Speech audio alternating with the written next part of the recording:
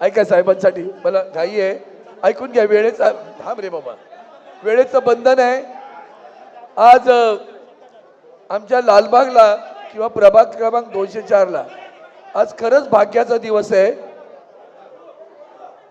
शाखांच्या सभांना वंदनीय हिंदू हृदय सम्राट आज मोठ्या साहेबांची आठवण येते. ती आठवड्यात पुन्हा आली आहे. उद्धव साहेब तुम्ही शाखेला आल्यासारखा आनंद, हा लालबागच्या राजाचा उत्साह वाटतो, आनंद वाटतो. अलीकडेच विधानसभेच्या निवडणुकांचे निकाल लागल्यानंतर काय मोठे प्रचंड आकडा आला. आदरणीय उद्धवजी साहेब म्हणाले अनाकलनीय आहे.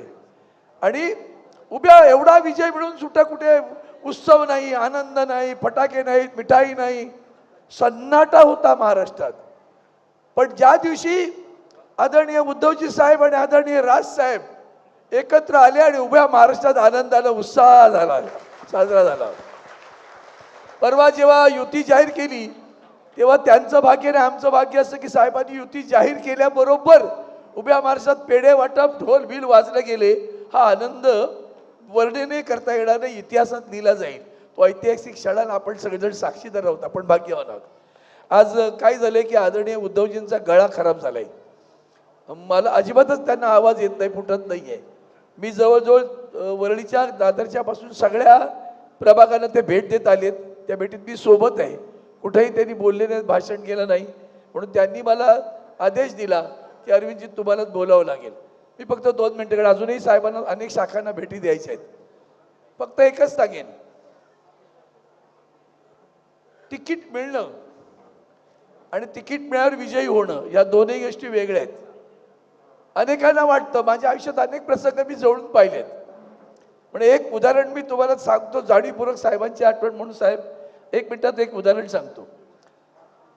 भुसावळला विधानसभेची निवडणूक 1995, मी प्रभाग साहेबांनी मला संपर्क प्रमुख केला होता आणि आमचे राजेंद्र दायमा जिल्हा प्रमुख, माझं मनस्वी प्रेम, तडफदार कार्यकर्ता, आदरणीय वंदनीय शिवसेना त्याला उमेदवारी जाहीर केली. वंदनीय शिवसेना प्रमुख स्वतः सभेला आले. भुसावळच्या सभेत वरती बोर्ड लागला होता, राजेंद्र दायमा यांना प्रचंड मताने विजयी करा. आणि साहेबांना कुठून तरी कुणकुण लागली, गडबड होईल काहीतरी, त्याला त्याचा पाडव करतील पराभव. मग साहेब म्हणाले काय करायचं, बदलायचा. साहेब सभेला आले, व्यासपीठावर राजेंद्र दायमा उमेदवार बसलाय. उमेदवार बसलाय, त्याच्या समक्ष साहेबांनी सांगितलं मी इथला उमेदवार बदलतोय आणि मी दिलीप भोळे यांना उमेदवारी देतोय. ही उमेदवारी दिल्यानंतर अर्ध मैदान उठून नाचलं. आणि त्यानंतर दायमाने काय केलं असेल हे मुद्दाम सांगतो. निष्ठेचं एक वेगळं उदाहरण. माणूस आहे, दुःख होणं स्वाभाविक आहे. रडला, मी त्याच्यासोबत, डोळे माझे डोळे डेवडेवले असून, मित्र होता, प्रेम होतं, रडलो. एक दिवस दायमा घरी थांबला, जिल्हा प्रमुख. दुसऱ्या दिवशी आला, बाई चलो प्रचार सुरू करेंगे. आणि दिलीप भोळेच्या प्रचाराला लागला आणि दिलीप भोळेंचा 15,000 मतांनी विजयी झाला. हा विषय लक्षात ठेवा. आजचे गद्दार सरड्यासारखा रंग बदलतात. तो सरड्यालाही लाज वाटेल असं चित्र आहे. आणि म्हणून मी फार अधिक बोलत नाही. निष्ठावंत किरण तावडे, मुंबईचा राजा, गणपती, गणेश गल्लीतला त्याचा पदाधिकारी, एका गणपती उत्सव मंडळाचा पदाधिकारी, उद्याचा नगरसेवक, तुमच्या सगळ्यांचे आशीर्वाद होणार आहे.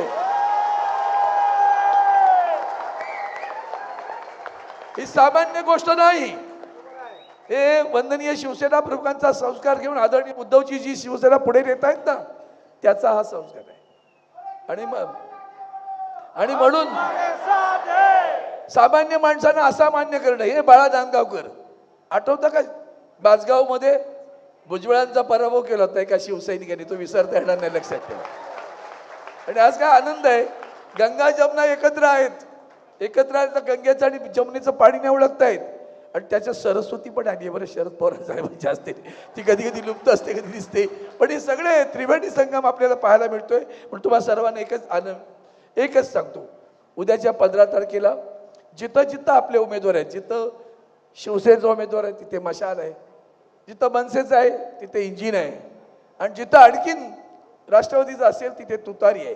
पण इथं 204 साठी मी एकच गोष्ट देतो, 15 तारीख लक्षात ठेवा.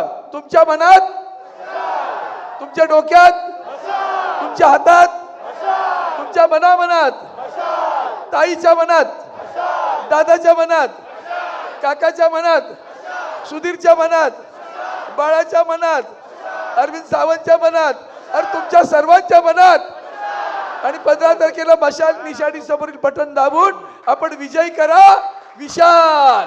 दुसरा मोबाईल नंबर 94 23 46 72 72. तिसरा मोबाईल नंबर 75 88 15 0001. वेबसाईट आहे sgavkari.com. मेल आय डी आहे aklgavkari@gmail.com.